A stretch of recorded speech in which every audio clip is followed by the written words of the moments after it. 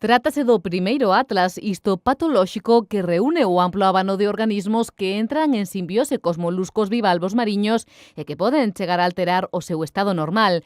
Un traballo fundamental para previr determinadas patoloxías nas principais especies comerciais que se explotan en Galicia.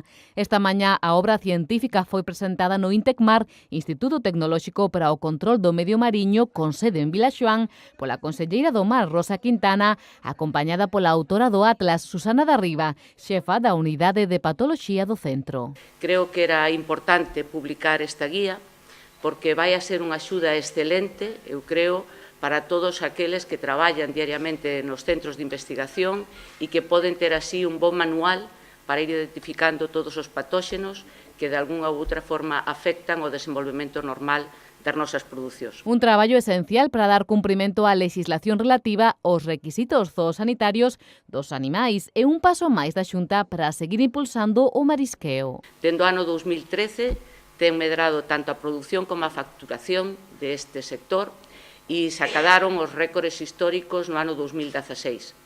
Tamén fomos quen de, a partir do ano 2015, conseguir invertir a tendencia de abandono desta actividade e entre o ano 15, 16 e o que levamos de 17, máis de 300 persoas entraron de novo a exercer esta actividade. A conselleira felicitou a autora Susana Darriba pola súa publicación e destacou que dirixiu unha obra moi completa tanto na técnica empregada na súa realización como no material presentado.